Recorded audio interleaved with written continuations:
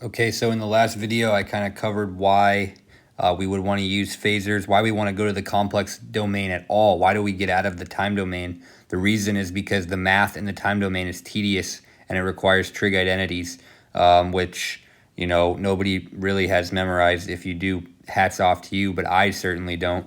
And so making the math easier is very desirable. It's also desirable to make it easier even if you don't want to do it by hand, but if you have a TI-84 and you can get everything into phasor form and then into rectangular form, you can do the math very easily in a calculator too, and then transfer back to the time domain once you're done, making sure that you get your magnitudes and your phases correct.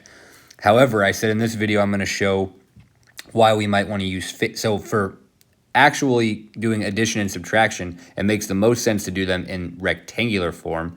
For phasors, it makes the most sense to do, or sorry, for multiplication and division, it makes the most sense to do them in phasor form because they are very easy to compute in phasor form, right? So let's say I have a phasor, so now we're on to multiplication. We've got a phasor R1 angle phi 1, and we want to multiply that by R2 angle phi 2.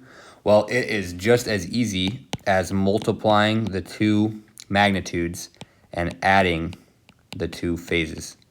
And that's it. You would be done multiplying those two phasors.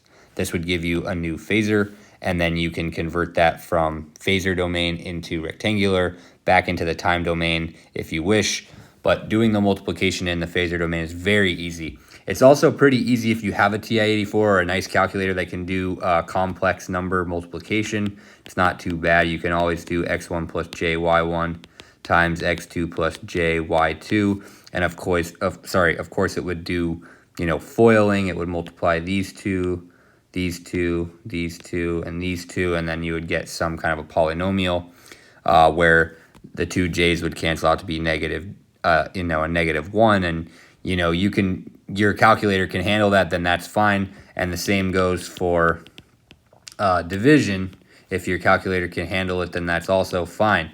But if you don't want to use your calculator and you just want to do it very quickly, you know, freehand on a homework or on whatever, note that phasor multiplication and phasor division are very easy. Again, if I have two phasors and I want to do division, something like this, also very easy. All I do is I divide the two phasor magnitudes and I simply subtract the two phase angles, and that would be my division. Okay, so you can see addition in the rectangular and subtraction in rectangular are very easy.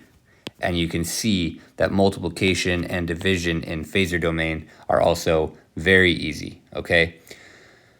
So I think that's all I've got on phasors. Yep, in the next section, we're going to start talking about impedance, probably do a brief little section on impedance, and then we're going to get right into solving circuits, finally, solving sinusoidal steady state circuits. That's a mouthful.